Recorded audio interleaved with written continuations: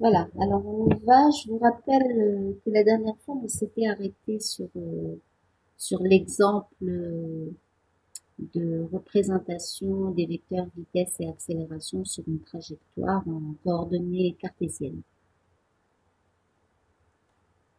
Alors, je vous avais dit à la fin du cours que on pouvait trouver l'angle qu'il y a entre le vecteur V et le vecteur A. Alors, j'ai eu une réponse dans la classroom, mais pas plus, hein. Personne d'autre n'a répondu. Alors, je vous donne la solution.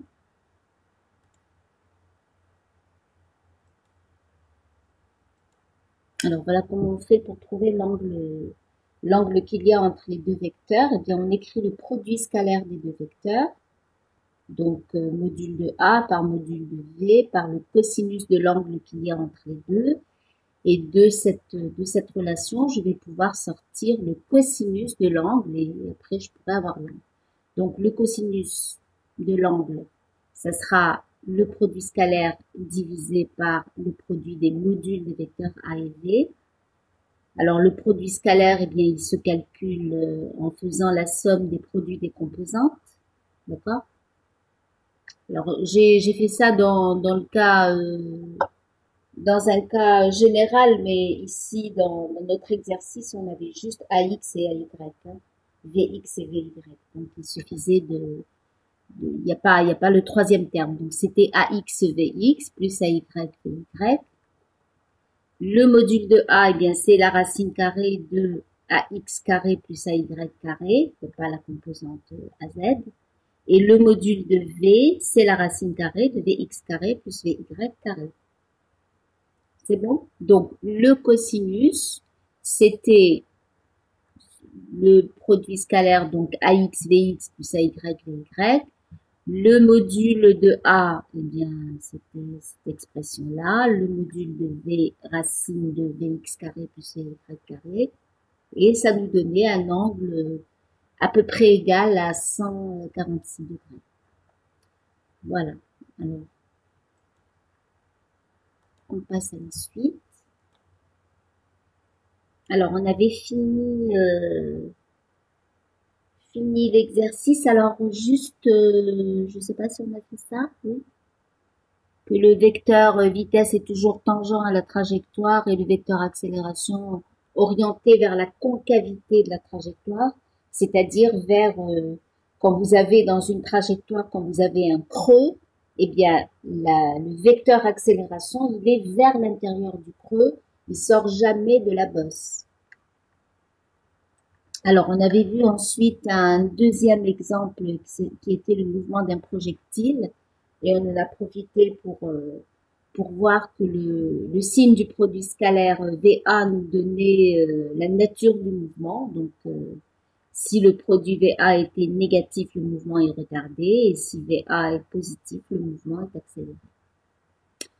Voilà. Alors, on en a fini avec les composantes cartésiennes. On va passer aux coordonnées intrinsèques et en particulier les composantes intrinsèques.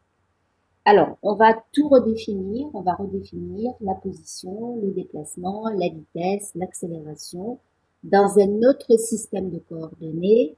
Dans les coordonnées cartésiennes, les coordonnées c'était X et Y, d'accord?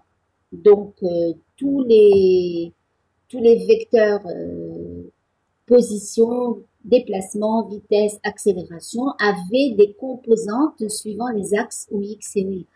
C'est-à-dire qu'on faisait des projections de chacun des vecteurs et ces projections devenaient les composantes du vecteur. Eh bien ici, on va parler d'un autre système de coordonnées qui sont les coordonnées intrinsèques. Pardon.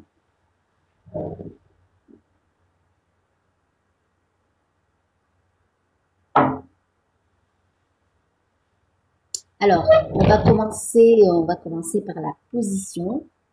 Alors, pour parler de position en coordonnées intrinsèques, eh bien, on choisit sur la trajectoire, ça ne change pas. On avait déjà l'habitude de choisir un sens positif. Quand on a étudié le mouvement rectiligne, on a choisi une origine et un sens positif sur la trajectoire. Et bien ici, on fait exactement la même chose. On choisit une origine sur la trajectoire et un sens positif ici qui est donné par la petite flèche rouge. Alors, comment est-ce qu'on va mesurer la position à un instant t quelconque? Alors, à un instant t, on va considérer que l'objet se trouve à la position n.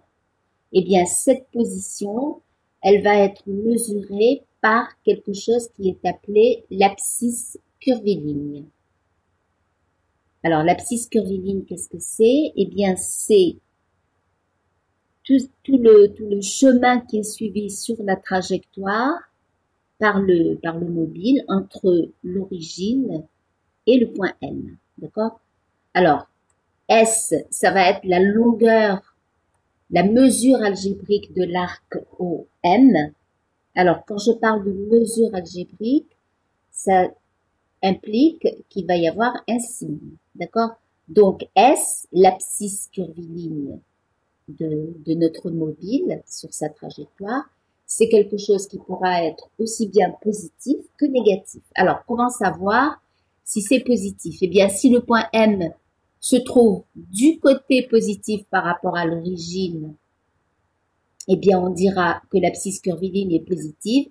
Si le point M se trouve à gauche, ici, du côté négatif, eh bien, on va dire que l'abscisse curviligne du point qu'on va appeler M', son abscisse curviligne S' sera négative. Voilà. Donc, l'abscisse curviligne, c'est ça qui va définir la position de l'objet sur la trajectoire. Alors, si le cas particulier, c'est que si la trajectoire est rectiligne, si la trajectoire est une droite, eh bien, mon abscisse curviligne, eh bien, c'est ce que j'ai appelé jusqu'à maintenant X, d'accord? La position de l'objet, position qui peut être aussi bien positive si le point M se trouve du côté positif sur l'axe X et négative si le point M se trouve du côté négatif. Voilà. C'est-à-dire que ce qu'on a vu dans le mouvement rectiligne, ce qu'on a appelé X, c'est un cas particulier d'abscisse curviligne. Alors maintenant, le déplacement. Alors, on va considérer que à l'instant T1, notre objet se trouve à la position M1. À l'instant T2, il se trouve à la position M2. Et donc, pendant l'intervalle de temps qui va de T1 à T2, la particule, elle va décrire cette partie de la trajectoire, c'est-à-dire qu'on va suivre ce qui se passe sur la trajectoire. Elle va passer du point M1 au point M2. Donc, elle va décrire l'arc M1, M2. D'accord? Alors, comment est-ce qu'on va pouvoir décrire cet arc? Eh bien, on va dire que c'est OM2 moins OM1. D'accord? Vous suivez la petite, le curseur, hein? Donc, l'arc M1, M2, c'est OM2 moins OM1. C'est bon? Or, OM2, eh bien, je sais que c'est l'abscisse curviligne du point S2, c'est-à-dire, je vais l'appeler S2. OM1, c'est l'abscisse curviligne du point M1, je l'ai appelé S1. Et donc, delta S, qui est égal à la mesure algébrique de l'arc M1, M2, eh bien, ça sera S2 moins S1. Donc, l'abscisse curviligne du point M2 moins l'abscisse curviligne du point S1. C'est-à-dire que delta S, c'est bien la mesure algébrique de l'arc M1, M2. Ça va? Alors, une petite remarque, c'est que je peux encore parler de vecteur déplacement.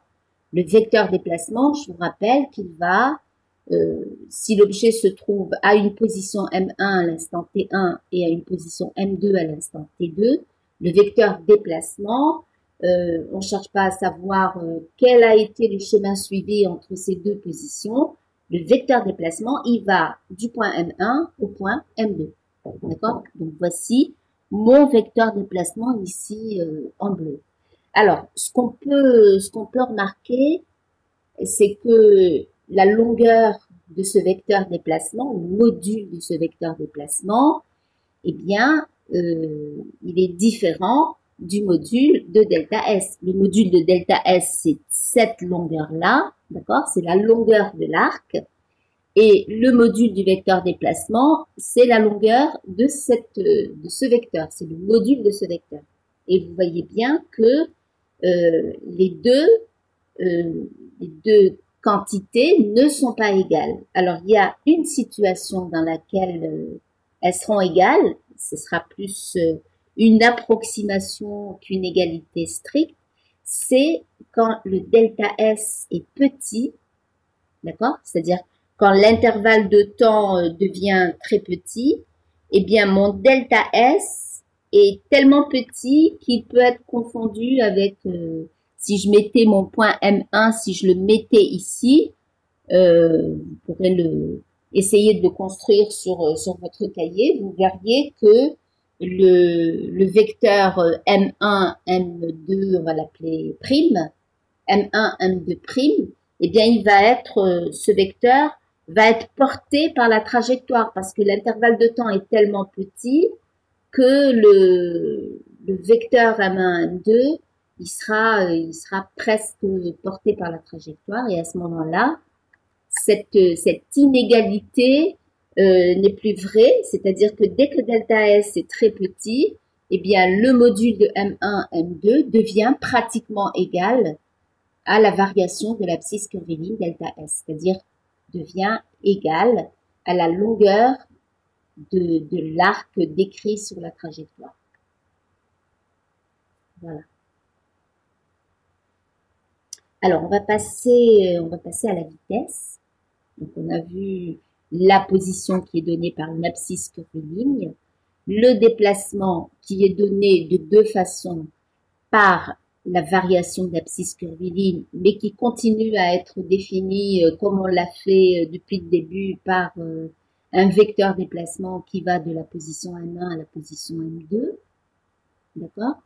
Alors maintenant, on va passer au vecteur vitesse. Alors, on réécrit notre vecteur vitesse comme d'habitude, c'est-à-dire qu'on écrit que c'est la dérivée du vecteur position.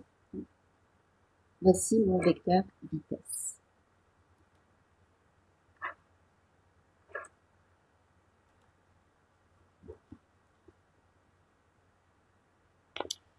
Ok.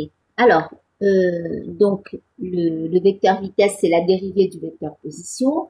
Alors, j'écris la définition mathématique de la dérivée d'un vecteur par rapport au temps. Ben, cette dérivée, c'est la limite, quand delta t tend vers 0, de delta OM sur delta t. Ça va? Alors, je ne change rien à cette quantité. Delta OM, c'est un rapport, hein, delta OM sur delta T. Si je le multiplie en haut par delta S et en bas par la même quantité delta S. D'accord? Donc, j'écris que la limite, quand delta T tend vers 0 de delta OM sur delta T, eh bien, c'est la limite, quand delta T tend vers 0, de delta OM delta S sur delta S delta T. Ça va? J'ai multiplié en haut par delta S et en bas par delta S. Donc, ça revient à avoir multiplié par 1. Je n'ai rien changé à mon rapport. Alors, j'ai regroupé delta OM avec le delta S du dénominateur et mon delta S au numérateur avec le delta T qui est au dénominateur. Et la limite de ce produit, eh bien, je vais écrire, dans la mesure où ce sont des limites finies, je vais pouvoir dire que c'est le produit des limites. C'est-à-dire que la limite du produit de cette quantité par celle-là, c'est égal à la limite de cette quantité multipliée par la limite du deuxième facteur. C'est bon? Donc, la vitesse, c'est la limite quand delta t tend vers 0 de delta OM sur delta S, ça va, multiplié par la limite quand delta t tend vers 0 du deuxième terme, qui est delta S sur delta t. Alors, ce qu'on peut remarquer, c'est que cette quantité-là, cette limite-là, c'est une quantité vectorielle, et cette limite-là, c'est une quantité scalaire. C'est bon? Alors, eh bien, on va...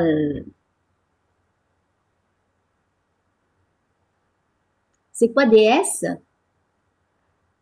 Qui est-ce qui pose la question, là? Oui. Vous venez d'arriver ou quoi?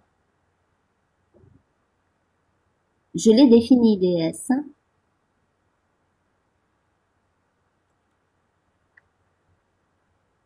Pour le moment, j'en suis pas à ds, j'en suis à delta s. Delta s, je répète encore une fois, c'est la mesure algébrique de l'arc M1, M2. D'accord? Donc, c'est la longueur de cet arc qui va du point M1 au point M2 avec un signe. D'accord? Si pour aller de M1 à M2, je vais dans le sens positif, ça sera positif. Et si pour aller de M1 à M2, je vais dans le sens négatif, ce sera négatif. Voilà ce que c'est que delta S. À la différence entre la valeur scalaire et la valeur vectorielle. D'accord. Alors, eh bien, une grandeur vectorielle, c'est quand dans l'expression de cette grandeur, vous avez un vecteur qui apparaît. D'accord? Une grandeur vectorielle, c'est une grandeur qui a besoin, pour être complètement définie, qui a besoin d'une orientation, d'un sens et d'un module. Par contre, une grandeur scalaire, c'est une grandeur qui a juste besoin d'un nombre pour être définie. Alors, je vous en avais déjà parlé dans le tout premier cours. Les grandeurs scalaires, ce sont des grandeurs qui peuvent être définies juste par un nombre. Par exemple, la température. Il fait je sais pas, 9 degrés ce matin. Ça suffit. Je vous dis, la température est de 9 degrés Celsius. Ben, ça vous définit complètement la température d'aujourd'hui. Par contre, si je vous dis le mobile qu'on est en train d'étudier dans un exercice, il a une vitesse de 5 mètres par seconde. Et ben, quand je vous dis 5 mètres par seconde, eh ben, ça vous suffit pas pour savoir quelle est la vitesse de ce mobile. Parce que dans l'idée de la vitesse, il y a dans quelle direction il est en train d'aller et dans quel sens il se dirige. D'accord? Donc, j'ai besoin des 5 mètres par seconde. Ce n'est pas suffisant pour comprendre, pour avoir une idée de ce que c'est que cette vitesse. Pour avoir une idée de ce que c'est que cette vitesse, vous avez besoin d'informations supplémentaires qui sont la direction et le sens dans lequel va s'orienter ce mobile. D'accord? Donc, la grandeur vectorielle, c'est la grandeur qui a besoin d'une direction, d'un sens et d'un module. Donc, c'est quelque chose qui va être défini avec l'outil, l'instrument qui va nous permettre de décrire cette grandeur, ça sera le vecteur. Voilà. Par contre, la grandeur scalaire, eh bien, oui. Alors, est-ce qu'on aura des exemples? Oui, bien sûr. Une grandeur scalaire, l'arabat, oui, une grandeur scalaire peut être négative. La preuve, c'est que il existe, pas chez nous, sauf dans certaines régions, peut-être à l'est, ça existe des températures négatives, d'accord? Et pourtant, la température, c'est une grandeur scalaire. Une grandeur scalaire n'est pas synonyme de grandeur toujours positive. Hein. Une grandeur scalaire peut être positive ou négative. Alors, j'ai vu une autre question arriver. Oui. Oui, bien sûr.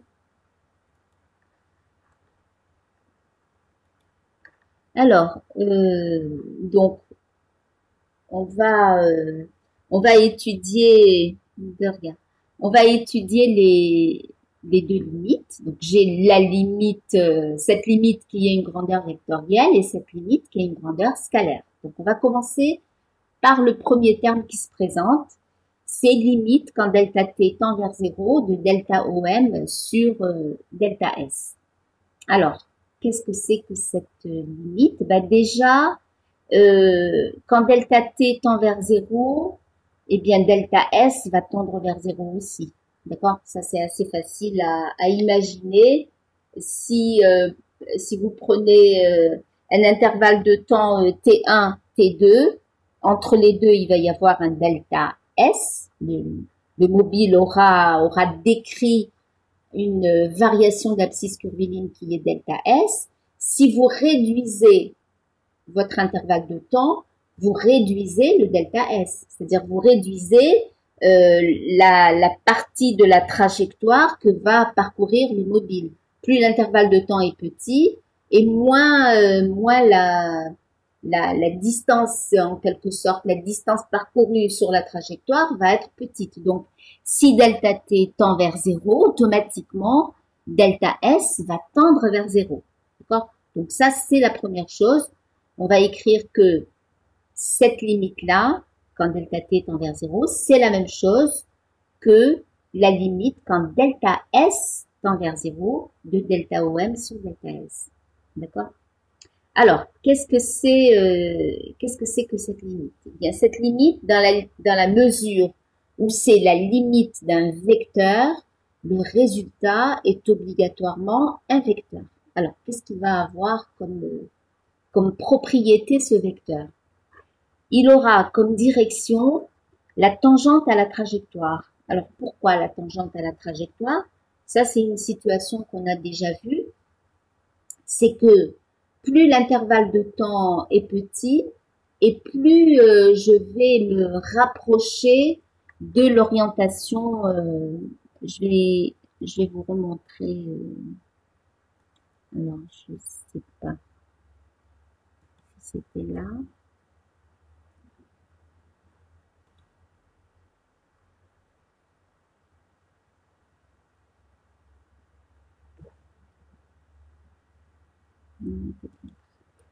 Voilà. Alors, vous vous rappelez de ce dessin? On avait pris un premier intervalle de temps, T1, T2, pour lequel les positions c'était M1 et M2, d'accord? Donc, on avait, voici notre vecteur déplacement M1, M2, d'accord? Si je prends un intervalle de temps plus petit, donc au lieu de prendre T2, je prends T2', donc ma position c'est M2'. Voici la direction de mon vecteur déplacement M1, M2', et ainsi de suite. Je réduis au fur et à mesure l'intervalle de temps, et vous voyez que quand l'intervalle de temps, plus l'intervalle de temps est petit, et plus la direction du vecteur déplacement, elle se rapproche de la direction de la tangente. D'accord? Voilà, on avait déjà observé ça la dernière fois ou la fois d'avant, je ne sais plus. Donc, j'étais trop loin. Donc, voici,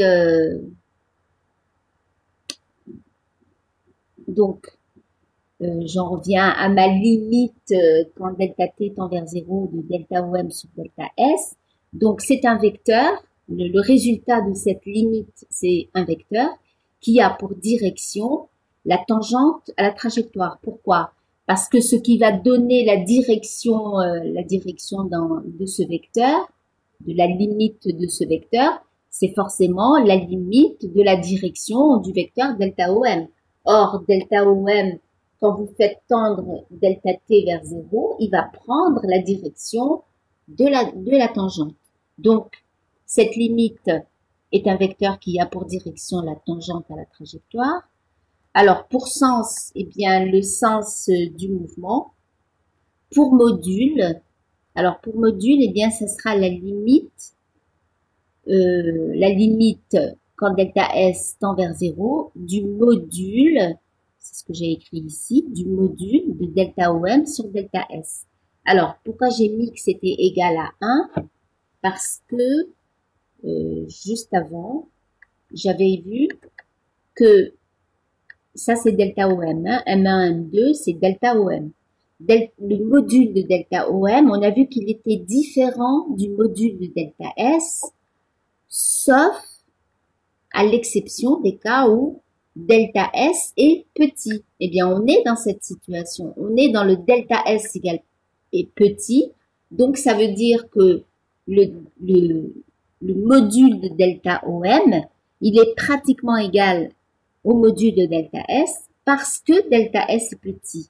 Donc, la limite du module de delta OM sur delta S, c'est 1. Ça va? La limite de ce module, c'est la limite du module de delta OM sur le module de delta S. Et comme les deux sont pratiquement égaux quand delta S est petit, eh bien, je vais pouvoir dire que c'est 1. Alors, si je résume la situation, j'ai comme résultat à cette limite un vecteur qui a pour direction la tangente à la trajectoire, qui a pour sens le sens du mouvement et qui a pour module 1. Alors, ce vecteur, on peut dire que c'est un vecteur unitaire. Unitaire comme unité, d'accord? C'est-à-dire qui a pour module 1. Alors, ce vecteur-là, on va l'appeler vecteur unitaire tangent à la trajectoire et on le notera UT. D'accord? T comme tangente. Alors ici, on a dit que le sens de UT, c'était le sens du mouvement, mais en réalité, le sens du vecteur unitaire, eh bien, on peut le choisir de manière arbitraire sur la trajectoire. C'est-à-dire qu'à partir du moment où on a choisi un sens positif sur la trajectoire, eh bien, ce sens positif va me donner le sens du vecteur unitaire UT. Voilà, donc mon vecteur unitaire UT qui est tangent à la trajectoire. C'est bon? Alors, deuxième, pardon, je reviens à la page précédente. Deuxième partie de mon calcul. D'accord? Je suis en train de calculer V qui est la limite quand delta T tend vers 0 de delta OM sur delta S par delta S sur delta T. Alors, j'avais séparé la limite en deux parties. J'ai dit que c'était le produit des limites. Alors, je viens de calculer cette limite. D'accord? J'ai trouvé que le résultat, c'était un vecteur unitaire UT. Je vais maintenant calculer cette limite. D'accord? Alors, cette limite, bah, vous avez déjà reconnu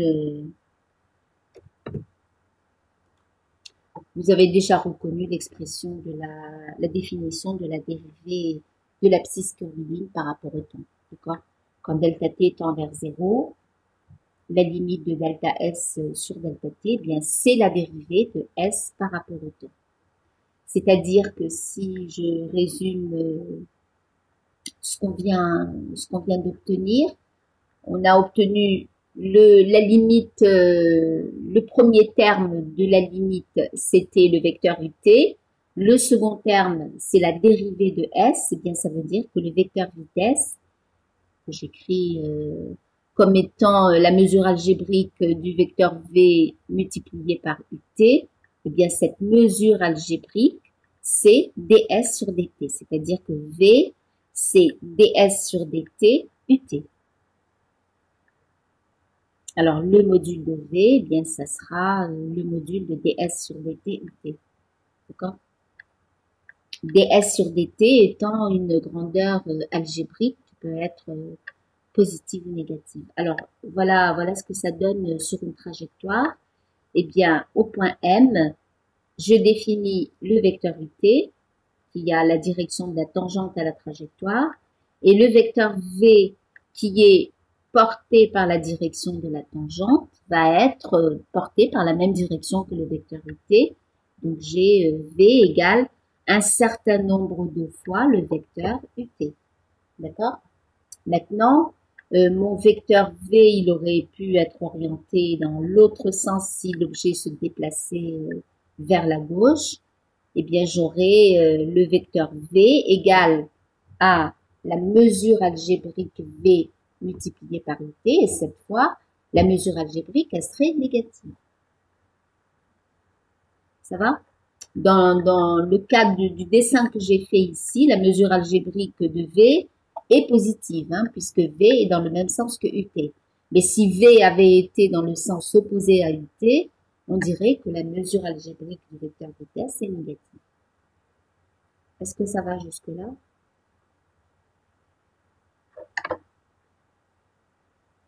D'accord.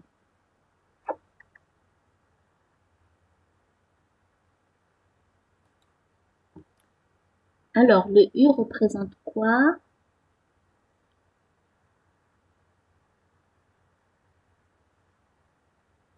D'accord. Alors, le U représente quoi? Ben, c'est U comme unitaire, c'est-à-dire un vecteur qui a pour module 1.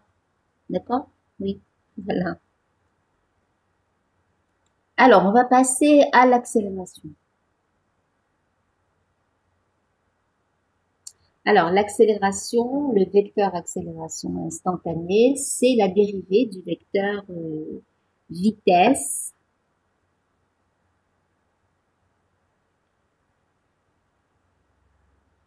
Laraba, vous n'avez pas compris? Vous n'avez pas compris le DS?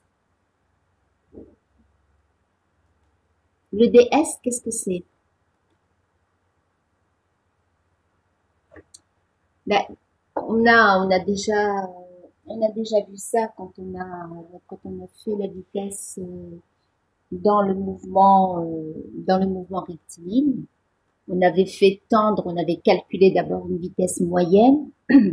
Ensuite, on a fait tendre l'intervalle de temps vers 0 et on avait trouvé que la limite quand delta t tend vers 0 de delta x sur delta t, c'est la dérivée de x par rapport au temps. Eh bien ici, c'est exactement la même chose. Quand vous cherchez la limite de ce rapport delta s sur delta t quand delta t tend vers 0, ça vous donne la définition de la dérivée de s par rapport au temps. Alors, Laraba, vous nous dites que S égale X. Non, S égale X dans le cas d'un mouvement rectiligne. D'accord? Dans un mouvement rectiligne, S est confondu avec X. Mais dans un mouvement curviligne, S, regardez, c'est la mesure algébrique. Si je cherche l'abscisse curviligne de M, ici sur ce dessin, S, c'est tout ça, hein, c'est vous suivez la trajectoire, c'est l'arc qu'il y a entre O et M. D'accord? Ok. Oui, S c'est la longueur de l'arc. Alors,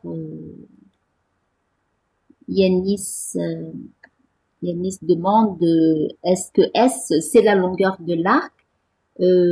C'est pas juste la longueur de l'arc, hein, il faut lui ajouter un signe. C'est-à-dire que si, une fois que vous avez choisi un sens positif sur la trajectoire, si le point M se trouve du côté positif, eh bien S c'est la longueur de l'arc avec un signe plus devant. Si le point M se trouve de l'autre côté dans le sens négatif, c'est-à-dire à gauche de l'origine, eh bien S, ce sera la longueur de l'arc avec un signe moins devant parce que le point M se trouverait du côté négatif par rapport à notre origine. D'accord? C'est pas juste la longueur de l'arc, hein. Il y a un signe qui que vous devez rajouter et ce signe vous indique si votre position est du côté positif ou du côté négatif. Exactement comme dans le mouvement rectiligne, quand on disait que le vecteur OM, le vecteur position, c'était XI, eh bien le X, il peut être positif si le point M se trouve du côté positif, ou négatif si le point M se trouve du côté négatif. Est-ce que c'est plus clair, Yanis? D'accord. Okay. Alors, j'en suis arrivée au résultat que V, c'est VUT ou encore DS sur DT, UT. Alors, je passe maintenant à l'accélération. L'accélération, on a vu que c'était le vecteur accélération, c'est la dérivée du vecteur vitesse. Alors, je remplace V par la mesure algébrique de V multipliée par UT, sachant que la mesure algébrique de V, c'est ds sur dt. D'accord? Donc, je garde V, UT, et je dérive. Alors, je dérive ce produit. Alors, j'applique la règle de dérivation d'un produit, c'est-à-dire que je dérive d'abord le premier terme et je multiplie par le deuxième terme, plus je garde le premier terme et je multiplie par la dérivée du deuxième. Alors, on y va. Je dérive d'abord V. Donc, j'ai dérivé de V multiplié par UT, plus, cette fois, je garde V et je multiplie par la dérivée de UT. C'est bon? Alors, je sais ce que c'est que ce vecteur unitaire UT, on en parle depuis tout à l'heure. C'est un vecteur qui est tangent à la trajectoire, d'accord, qui est défini à chaque fois que je vais changer de position sur la trajectoire, je dois redéfinir mon vecteur UT, puisqu'il doit toujours garder la direction de la tangente à la trajectoire. Mais le vecteur dérivé de UT par rapport au temps, celui-là, je ne le connais pas. D'accord? Alors, première chose, le vecteur UT à partir du moment où il est défini pour chaque position, c'est-à-dire si je devais le redessiner ici, eh bien il serait différent, il serait dans cette direction-là, d'accord? À chaque fois que vous changez de position, votre vecteur UT va changer d'orientation. Il va garder comme module 1, mais il va changer d'orientation. Il ira toujours dans le même sens, mais sa direction va changer. Parce que la direction de la tangente sur une trajectoire curviligne change tout le temps. Alors, je dois donc chercher la dérivée du vecteur UT par rapport au temps, puisque ce vecteur, c'est un vecteur qui a une direction variable, forcément, sa dérivée va être différente de 0. D'accord? La dérivée d'un vecteur est nulle si ce vecteur garde la même direction, le même sens, le même module. Or, ce n'est pas le cas. UT garde toujours le même module, c'est 1, mais il va changer de direction à chaque fois que je changerai de position. Alors, pour ça, je vais définir un deuxième vecteur unitaire que je vais appeler UN. Alors, N comme normal. Normal, ça veut dire perpendiculaire. D'accord? Donc, UN perpendiculaire à UT.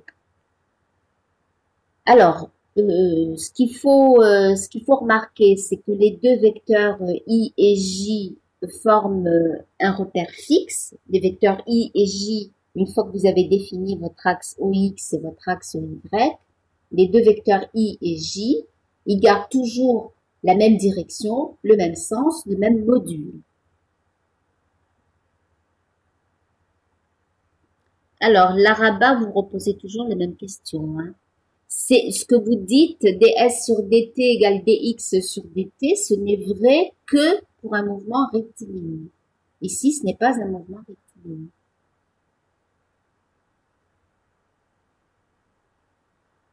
Ok.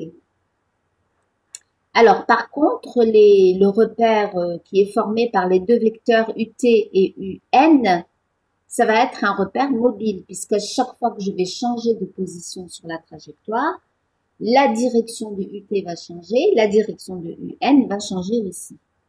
Alors, on va, voici un exemple. Hein. Alors, j'ai mes deux axes OX, OY, d'accord, qui sont définis par deux vecteurs unitaires, I et J. Vous voyez bien que, quelle que soit la position de l'objet sur la trajectoire, les vecteurs I et J ne changent pas. Hein. Ils sont complètement indifférents au mouvement de l'objet sur sa trajectoire. Ils gardent leur cap, ils sont toujours dans la même direction et le même sens. Par contre, voici ma trajectoire, d'accord? Elle est curviligne. Je vais regarder l'orientation des vecteurs UT et UN. Alors, suivez bien. UT au point M, il a la direction de la tangente, d'accord? Et UN, il est perpendiculaire à UT. C'est-à-dire que une fois que vous avez UT, vous tournez de pi sur 2 pour avoir UN, d'accord? Donc, il y a un angle droit ici entre UT et UN, puisque UN a été défini à partir de UT en disant, je vais tourner d'un angle pi sur 2 à partir de UT pour avoir UN. D'accord? Alors, regardez maintenant ce que sont devenus ces vecteurs au point M'. Si ma nouvelle position c'est M', et bien regardez, la direction de la tangente a changé, et la tangente c'est ce que j'ai dessiné en violet ici. Hein. La direction de la tangente a changé, donc la direction de la normale a changé aussi, c'est-à-dire que mon vecteur UT à la position M n'a pas la même direction que le vecteur UT à la position M'. Vous voyez bien qu'il a tourné. Le vecteur UN avait cette orientation-là. Le vecteur UN, il a cette nouvelle orientation. D'accord? Alors, on va écrire chacun de ces vecteurs, UT, UN, on va écrire leurs composantes cartésiennes. Alors, pour calculer leurs composantes cartésiennes, je dois faire une décomposition, d'accord? Donc, je vais écrire, alors attendez, j'avais fait une,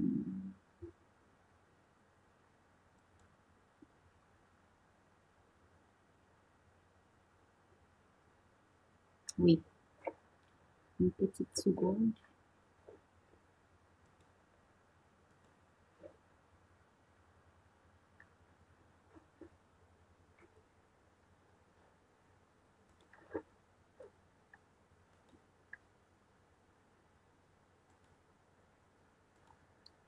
Alors, je vais vous en mettre une autre version.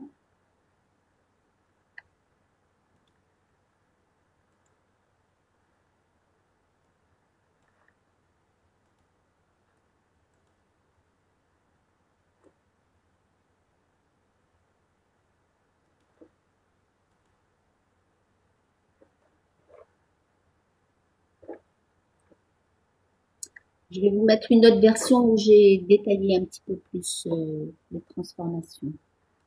Alors, on est à la page 12.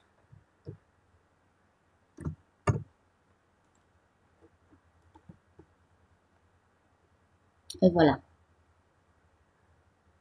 Alors, j'écris donc ce que c'est que le vecteur UT. Je vais le décomposer suivant alors la direction OX et suivant la direction OY. C'est-à-dire que UT, le voici, il va avoir, si je fais la projection, il va avoir une composante UTX, d'accord, et une composante UTY, la composante verticale. Regardez votre vecteur UT, vous l'écrivez comme étant la somme d'un vecteur horizontal qu'on va appeler UTX et un vecteur vertical qu'on va appeler UTY. Alors, qu'est-ce que c'est que UTX? Si j'appelle cet angle-là θ, alors θ, c'est l'angle qu'il y a entre la direction horizontale, c'est-à-dire la direction de l'axe X, et la direction du vecteur UT, d'accord? Donc, θ, c'est l'angle qu'il y a entre OX et UT. Donc, la composante horizontale de UT, je vais l'appeler UTX. C'est UT, quand je fais la projection, eh bien, c'est le module de UT multiplié par le cosinus de l'angle θ. Donc, j'écris que UT, c'est le module de UT cosinus θi. Et sur la verticale, mon vecteur UT, il va être donné par le module de UT multiplié par sinus θ.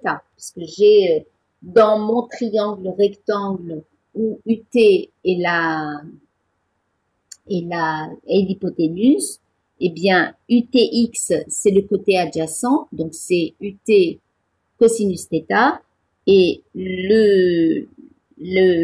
la composante verticale, eh bien, dans mon triangle rectangle, c'est le côté opposé à l'angle, c'est-à-dire que c'est UT, l'hypoténuse, UT, multiplié par sinus θ. Donc, j'ai écrit que UT, c'est la somme d'une composante horizontale qui vaut module de UT cosinus θ, I, et d'une composante verticale qui vaut module de UT sinus θ, J.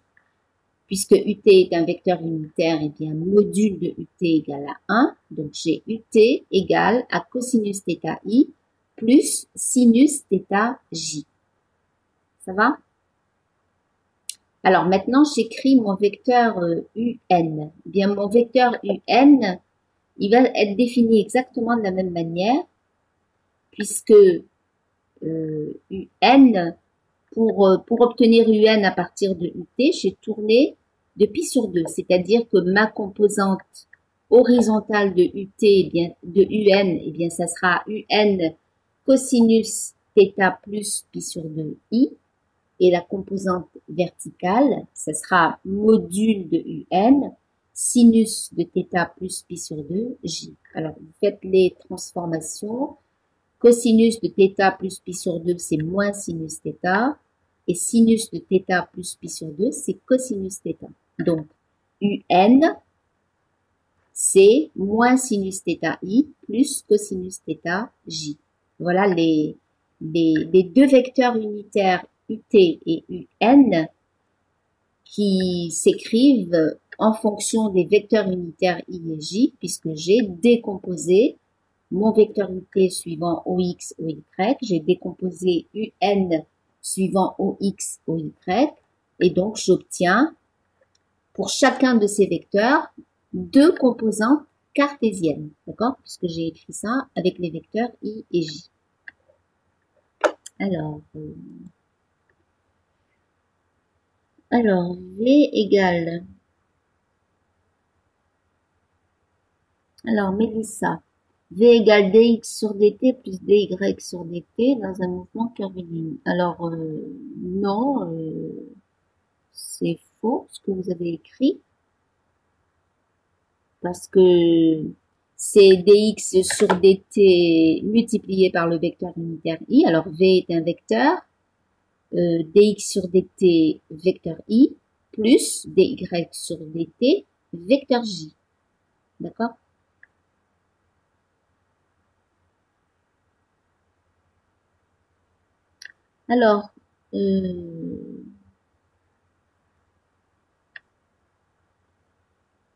Alors, l'origine ne fait pas partie de la trajectoire, ben, pas forcément. Pas forcément.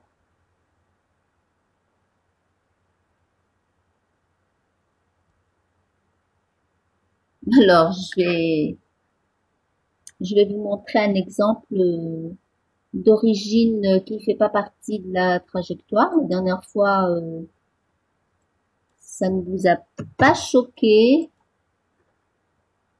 Alors, ben voilà. Voilà un exemple où l'origine ne fait pas partie de la trajectoire. Voici l'origine de mon système d'axe OX, OY, d'accord? Et on avait calculé les différentes positions, les coordonnées de notre mobile. Et à t égale 0, eh bien, il se trouvait ici, d'accord? L'origine, c'est pas forcément l'origine de mes deux axes X ou Y qui vont me permettre de représenter la trajectoire. Cette origine n'est pas forcément la position à laquelle se trouve l'objet à t égale 0. Il peut avoir une position initiale qui n'est pas l'origine. Et c'est le cas ici. D'accord?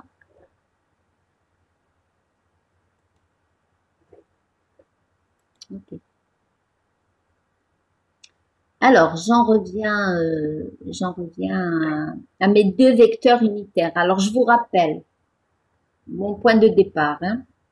Mon point de départ, c'est que j'ai écrit que l'accélération, c'est la dérivée du vecteur vitesse, et je me suis retrouvée avec deux termes dans cette accélération. Un premier terme que je comprends, c'est la dérivée de la mesure algébrique de v multipliée par le vecteur unitaire ut, et un deuxième terme que je ne comprends pas parce que je ne sais pas encore ce que c'est que la dérivée de ce vecteur unitaire.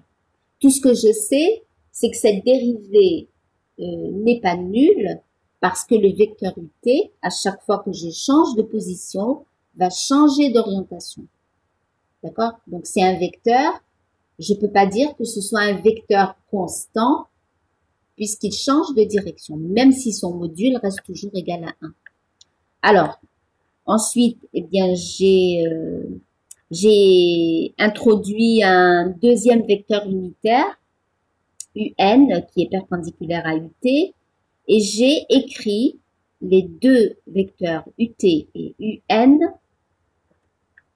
en fonction de leur composante cartésienne. C'est-à-dire que je pars de quelque chose qui est variable et j'essaie de l'écrire en fonction de choses qui ne bougent pas. Les choses qui ne bougent pas, c'est les vecteurs I et J. D'accord? Alors, au passage, ça se voit tout de suite que UT n'est pas un vecteur qui va avoir toujours la même direction, les mêmes composantes, etc. Puisque quand vous regardez votre terme cosinus θ, si vous êtes à la position M, eh bien l'angle θ le voici, d'accord? C'est l'angle qu'il y a entre la direction horizontale et la direction de UT. Et regardez, quand vous êtes à la position M', eh bien voici la direction horizontale et voilà la direction du vecteur UT. D'accord? C'est-à-dire que mon nouvel angle, je vais l'appeler θ', eh bien c'est θ plus une certaine augmentation de l'angle θ. D'accord?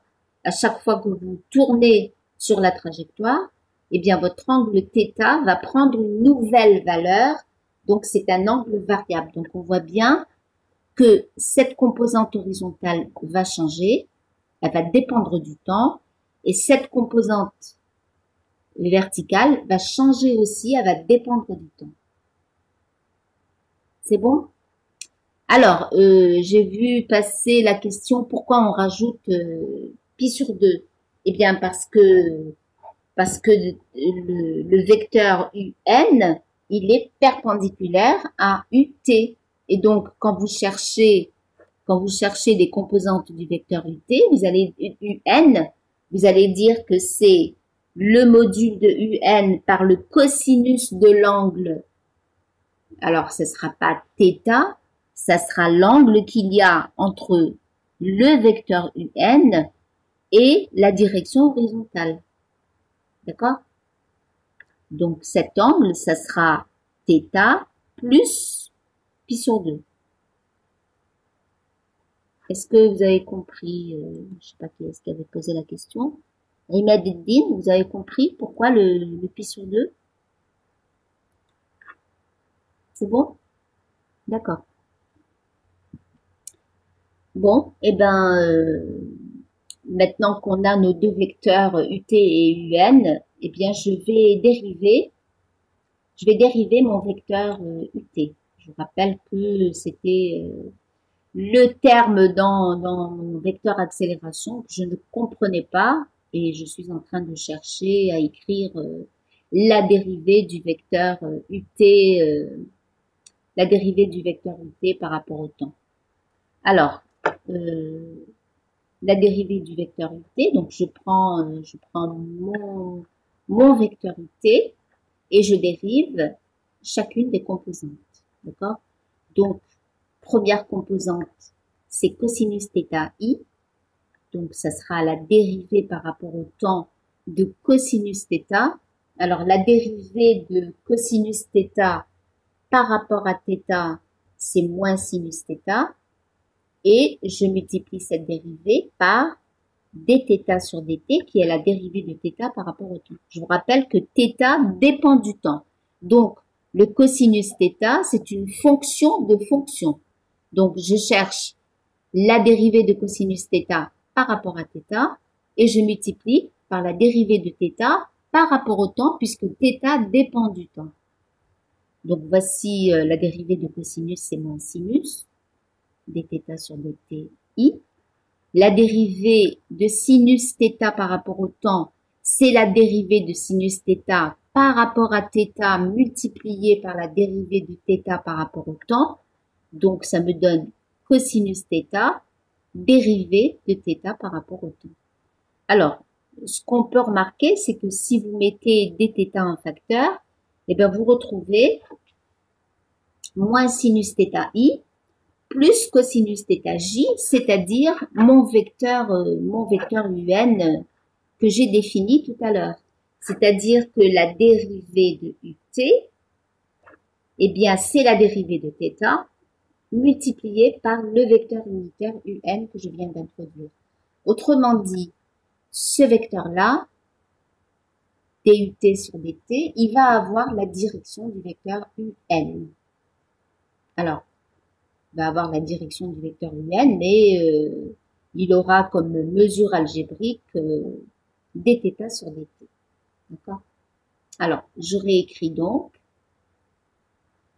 que l'accélération, je vous rappelle d'où on est parti, dérivée de v par rapport au temps ut plus v dérivée de ut par rapport au temps. Donc, je remplace.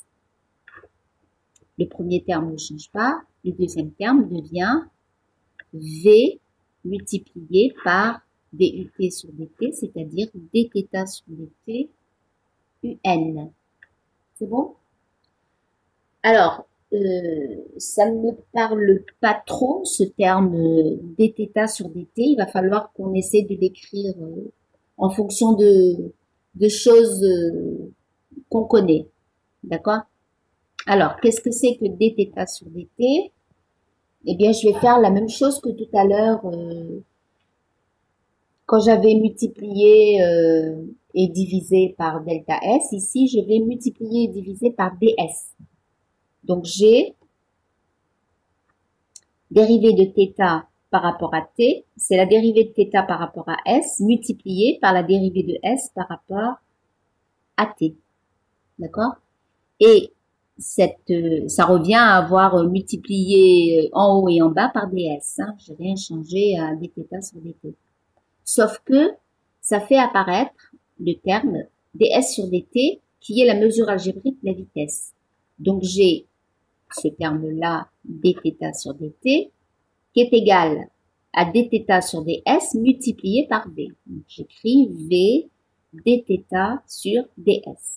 Alors maintenant, il faut que on procède par étapes successives. Hein. Maintenant, il va falloir que j'essaie d'écrire dθ sur ds en fonction de choses un peu plus palpables, des choses que je peux voir sur mon schéma, que je peux mieux comprendre. Alors, on fait quoi? Eh bien, on va tracer, on regarde ce qui se passe à un instant t, donc j'ai ma position m, à un instant t', j'ai ma position m', et à ces deux positions, j'ai tracé mes deux vecteurs ut et un.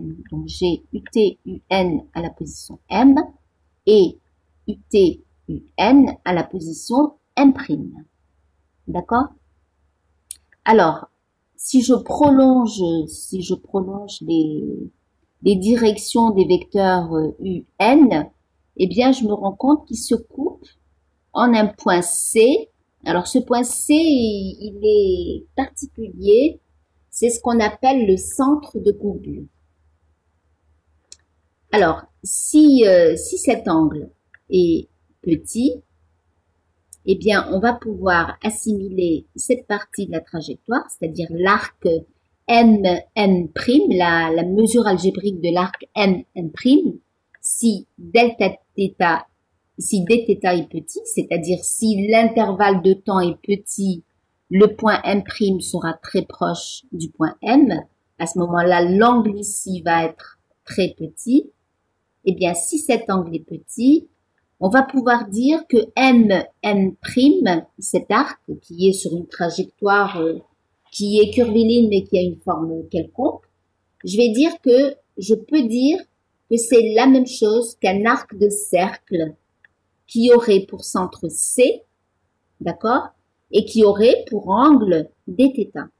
Et à ce moment-là, ben je sais écrire la longueur d'un arc m'. Alors je vous rappelle que m', cette mesure algébrique, eh ben, c'est ce que j'ai appelé ds, d'accord? Puisque l'arc m', je vous rappelle comment on a défini le déplacement sur avec l'abscisse curviligne, m', l'arc m', c'est delta S. Donc, si l'arc m', est très petit, comme c'est le cas ici, j'ai appelé cet angle dθ, c'est-à-dire que mon arc, au lieu de l'appeler delta S, je vais l'appeler ds. Parce que mon déplacement m', sera effectué pendant un intervalle de temps très petit. Donc, delta S, je vais pouvoir l'appeler ds. Alors, si dθ est petit, on peut assimiler ds, qui est la mesure algébrique de l'arc m', à un arc de cercle de rayon. Alors, son rayon, je vais l'appeler ρ, et ce rayon, c'est soit c'est m, soit c'est m'. Alors, ρ est appelé le rayon de courbure, et sur un cercle, quel est l'intérêt de dire que je peux assimiler ça à un arc de cercle? C'est que sur un cercle, je sais calculer la longueur d'un arc si je connais le rayon et l'angle. Je sais que la longueur de l'arc de cercle m', sur le cercle de rayon de centre C et de rayon soit c'est m, soit c'est m', que j'ai appelé ρ, eh bien c'est m multiplié par dθ ou ρ multiplié par dθ. Donc ds, est égal à ρ dθ, ρ étant le rayon de courbure, c'est-à-dire Cm qui est pratiquement égal à Cm' à condition que l'angle θ soit très petit, donc à condition que le point M soit très proche du point M'. Donc, puisque ds égale à ρ θ, c'est la longueur de l'arc, le rayon et l'angle. Vous connaissez cette relation, vous l'avez vu en géométrie. Conclusion, dans mon dθ sur dt que je suis en train de chercher, j'ai le rapport dθ sur ds, d'accord? Eh bien, puisque j'ai ds égale ρ dθ, je vais écrire que dθ sur ds égale à 1 sur ρ. Et je vais pouvoir réécrire ma dérivée de θ par rapport au temps, qui sera v multiplié par, alors, dθ sur ds, c'est-à-dire v sur ρ. D'accord? Alors, si je reviens à l'expression initiale, j'ai donc l'accélération qui est égale à dv sur dt ut, d'accord, plus v multiplié par dut sur dt. Alors, dut sur dt, on a dit que c'était v dθ sur dt un, donc, alors v multiplié par dθ sur dt un, dθ sur dt, on a trouvé que c'était v sur rho, c'est-à-dire que ça sera v carré sur rho un. Et on retombe sur les composantes intrinsèques de l'accélération que vous avez déjà étudié au lycée. Cette composante, on va l'appeler la composante tangentielle de l'accélération, d'accord? C'est dv sur dt ut. Ça rend compte de la modification du module du vecteur vitesse. Et cette composante-là, qu'on va appeler la composante normale, v carré sur rho un, qui est la composante normale de l'accélération et qui va rendre compte du changement d'orientation du vecteur vitesse. Alors, on les appelle, alors, celle-ci s'appelle composante tangentielle, l'autre composante normale. Les deux ensemble, on les appelle les composantes intrinsèques de A. Oui, exactement. C'est le repère de Fresnel, le TUN. Alors, évidemment, comme les deux orientations sont perpendiculaires entre elles, eh bien, le module de A, ça sera la racine carrée de AT carré plus AN carré.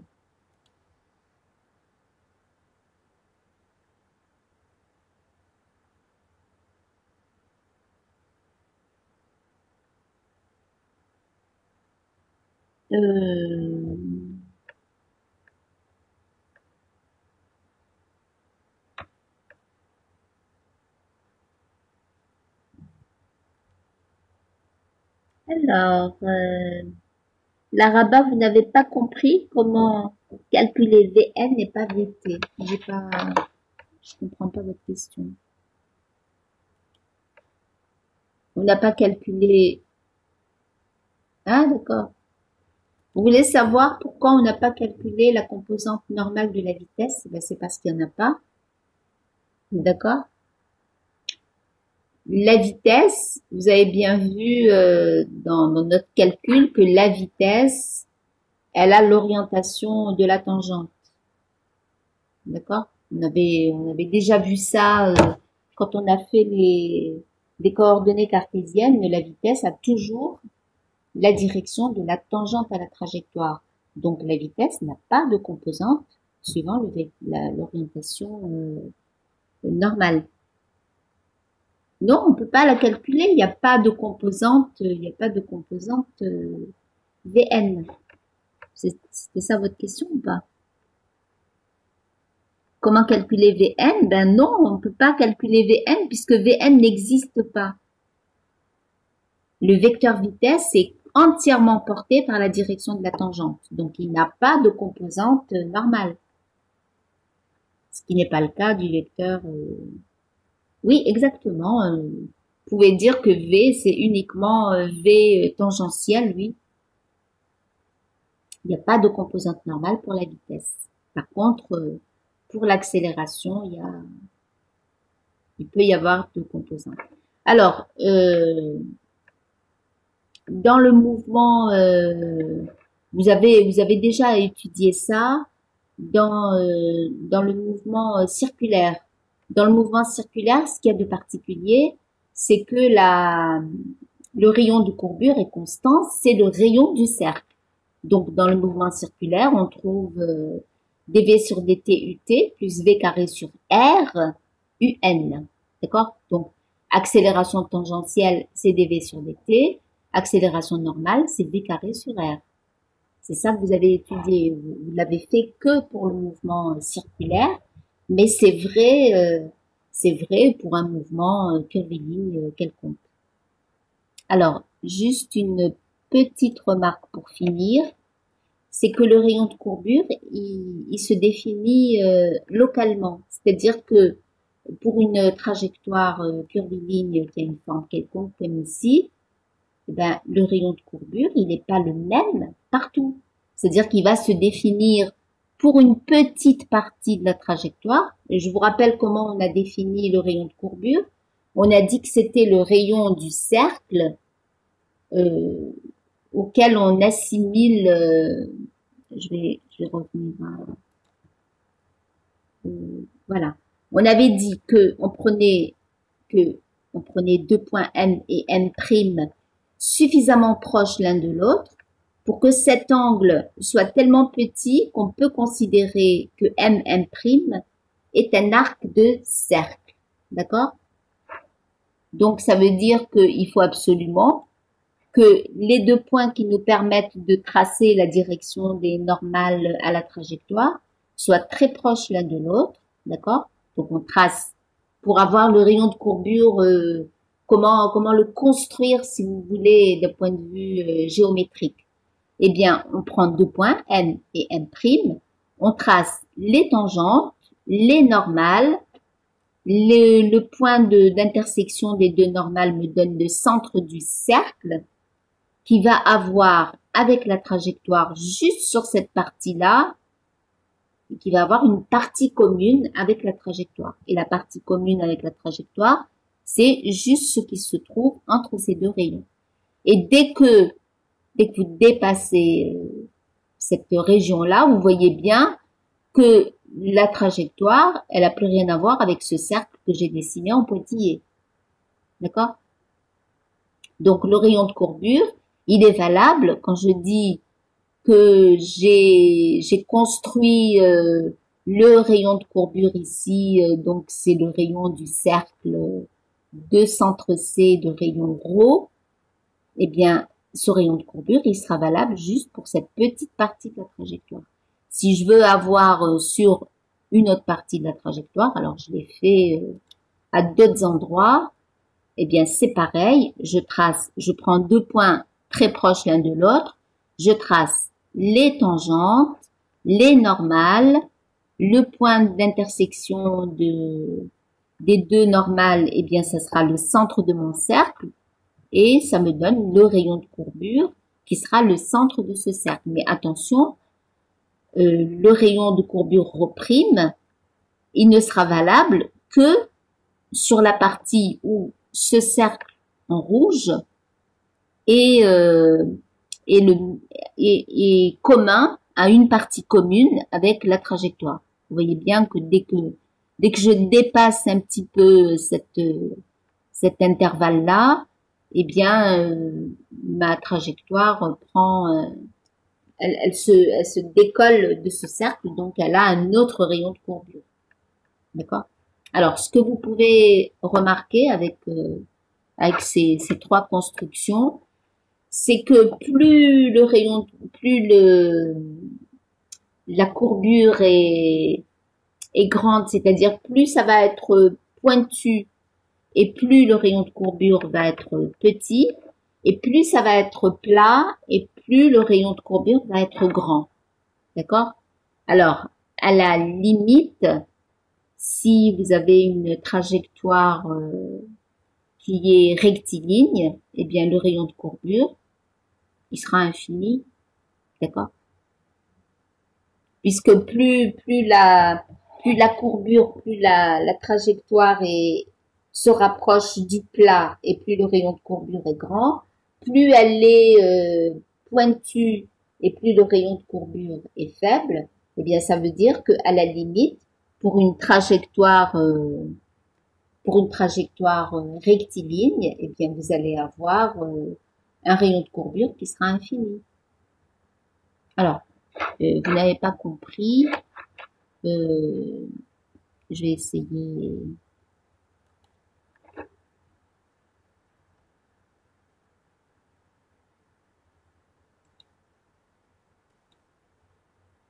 Alors, je prends une trajectoire rectiligne, d'accord?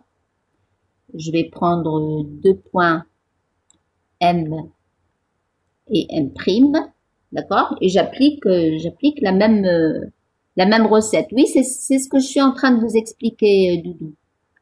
Je prends une trajectoire rectiligne, je mets deux points M et M', et je vais tracer. Je vous rappelle que pour avoir ça, j'ai tracé les tangentes.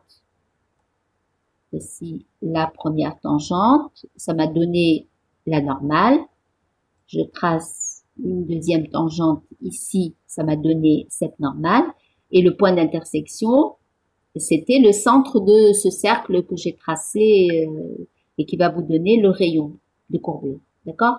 Eh bien, j'applique la même méthode. J'ai une trajectoire rectiligne, donc la tangente est confondue avec la trajectoire. Voici, bon, qu'est-ce qui se passe là? Je vais mettre une autre couleur. Alors, voici ma première normale. C'est bon? Je trace ma deuxième normale. Et je cherche le point d'intersection entre ces deux normales pour avoir le centre de courbure, c'est-à-dire le centre du cercle qui aurait cette partie-là qui serait commune avec le cercle. Eh bien, où est ce centre de courbure? Eh bien, il n'y en a pas, exactement. Donc, ça veut dire que le rayon de courbure d'une trajectoire qui est rectiligne, le rayon de courbure, c'est l'infini. Oui. Alors, ça veut dire quoi?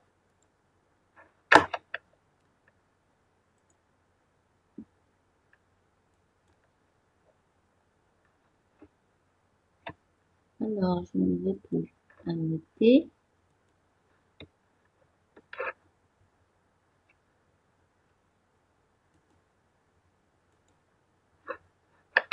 Voilà. Alors, ça veut dire quoi?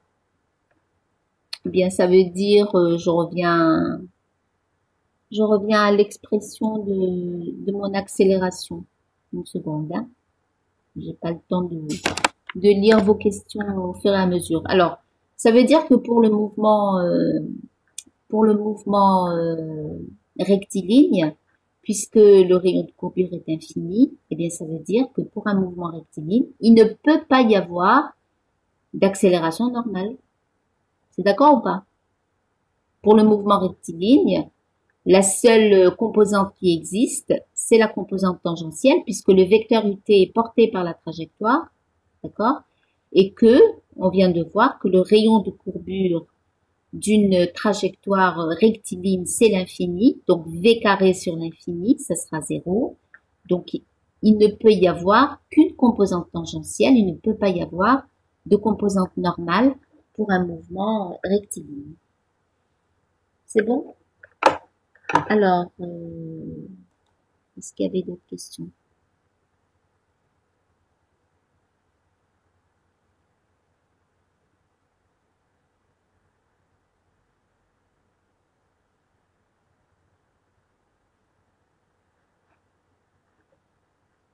Alors, vous dites, c'est Hamar Merakti, ça veut dire que la composante normale d'accélération est nulle pour le mouvement rectiligne. Hein. J'ai pas dit que c'était le cas tout le temps. Hein.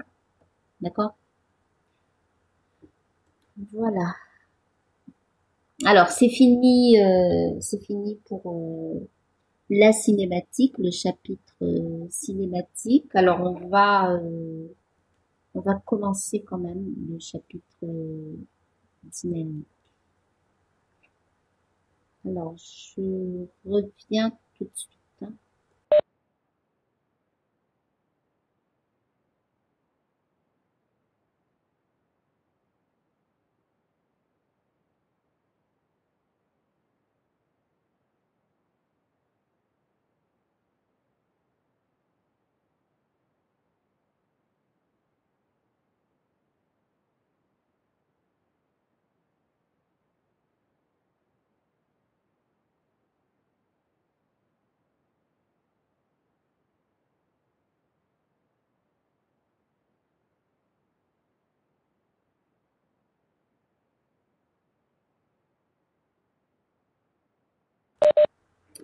Alors, vous me posez la question sur les coordonnées polaires. Je vous avais dit au début du chapitre qu'on ne ferait pas les coordonnées polaires parce que si on fait les coordonnées polaires, eh ben, il y a des choses qu'on n'aura pas le temps de faire.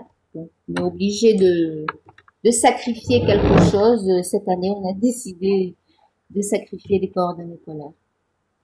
Bon, on en aura besoin dans la partie électricité. Eh ben, il faudra qu'on fasse une séance supplémentaire pour étudier les coordonnées polaires à ce moment-là. Voilà. Alors, on passe donc au chapitre sur la dynamique. Alors, qu'est-ce que ça apporte par rapport à la cinématique? Je vous rappelle que la cinématique, on s'était contenté de décrire le mouvement, de voir quel était le déplacement d'un objet, sa vitesse, son accélération. Et à aucun moment, on ne s'est posé la question de pourquoi est-ce qu'il y a un mouvement. D'accord? Qu'est-ce qui a provoqué ce mouvement? Eh bien, en dynamique, on va expliquer le mouvement en termes de force, c'est-à-dire qu'à chaque fois qu'on aura un mouvement, eh bien, il faudra qu'on aille voir quelles sont les forces qui ont provoqué ce mouvement ou, euh, ou quelles sont les forces qui ont fait en sorte qu'il n'y ait pas de mouvement. On pourra aussi rencontrer ce cas. Alors, on va en déduire des lois de force, c'est-à-dire que si si une certaine force donne toujours le même effet, eh bien on va essayer de trouver la loi qui permet de décrire cette force. Alors par exemple, vous en connaissez une de loi de force, P égale mg, la loi qui vous donne le poids d'un objet, eh bien ça c'est une loi de force. D'accord? Et une fois qu'on a déduit, une fois qu'on a trouvé les lois de force, eh bien grâce à ces lois de force, prévoir d'autres mouvements. À partir du moment où on sait qu'un objet est soumis par exemple à son poids, eh bien on va pouvoir prévoir tous les mouvements possibles qui ont lieu en présence du poids. Alors, on va commencer par la première loi de Newton, qui est le principe d'inertie. Alors, ce principe d'inertie, il a été énoncé bien avant Newton par Galilée. Alors, qu'est-ce qu'il dit ce principe? Il dit que si aucune action extérieure ne s'exerce sur un objet, si l'objet était au repos, il reste au repos. S'il était en mouvement, eh bien, il continue à vitesse constante en ligne droite. Alors, d'où lui est venue cette idée du principe d'inertie à Galilée? Eh bien, il avait fait des expériences qu'on appelle des expériences du plan incliné. Alors, il avait pris un plan à gauche et un plan à droite. Et il lâchait une bille à une certaine hauteur et la bille roulait sur le plan et elle remontait sur le plan de droite. Et il a eu l'idée d'incliner le plan, de lui donner des inclinaisons différentes et il s'est rendu compte que la bille, elle remontait toujours à la même hauteur. Et il s'est dit, eh ben, si la bille n'a jamais l'occasion de remonter, c'est-à-dire si le plan, je ne l'incline pas, je le laisse à l'horizontale, eh bien la bille, elle va continuer indéfiniment sans être freinée ni accélérée, puisqu'elle n'aura jamais l'occasion de remonter à la même hauteur. Voilà, alors c'est ce qui s'appelle une extrapolation, c'est-à-dire qu'il a fait une expérience, il a changé l'inclinaison des plans, et ensuite il en a conclu que s'il n'incline pas du tout le plan de droite, eh bien la bille va continuer indéfiniment.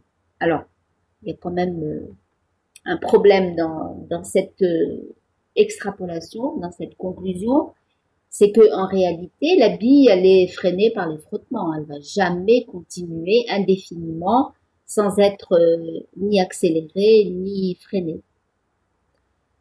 Mais bon, le mérite lui revient quand même d'avoir énoncé ce principe d'inertie. Alors, principe d'inertie, oui. Alors, principe d'inertie qu'on peut observer de nos jours avec un dispositif qui s'appelle la table à air. Alors, peut-être que vous en avez parlé au lycée, et il y a des lycées qui en ont des tables à air. Alors, ça fonctionne comment une table à air? Eh bien, vous avez une table. Sur la surface de la table, alors il y a une cavité, c'est creux hein, à l'intérieur, et il y a une multitude de petits trous sur toute la surface de la table. Et il y a un dispositif, une soufflerie, qui va souffler de l'air comprimé dans la cavité, d'accord? Et l'air va sortir par les petits trous. Ce qui fait que l'objet qu'on va poser généralement, c'est des disques. Le disque que vous allez poser sur la table à air, il ne sera pas posé sur le plan, mais il sera posé sur un coussin d'air. Alors, je vous ai fait un dessin de profil. Il va y avoir l'air qui va sortir par tous les trous sont très rapprochés les uns des autres, et il va y avoir une couche d'air qu'on pourrait appeler un coussin d'air, et le disque, il va être comme suspendu, d'accord? Au lieu d'être posé sur le plan, il va être suspendu sur le coussin d'air.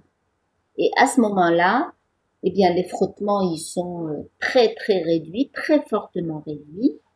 Et si vous lancez le disque sur la table à air, eh bien, vous allez le voir aller, déjà, il va avoir une trajectoire rectiligne. Alors, pour le moment, on voit juste qu'il a un mouvement rectiligne. Alors maintenant, est-ce qu'il a un mouvement rectiligne uniforme, comme le disait Galilée? On va voir ça.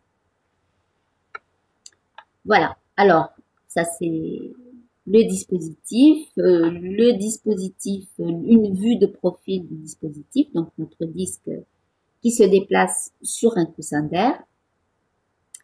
Et on peut constater que le mouvement du disque est rectiligne uniforme. Alors, comment est-ce qu'on peut le vérifier? C'est pas juste en regardant comme ça un objet se déplacer qu'on va dire qu'il est en mouvement rectiligne uniforme.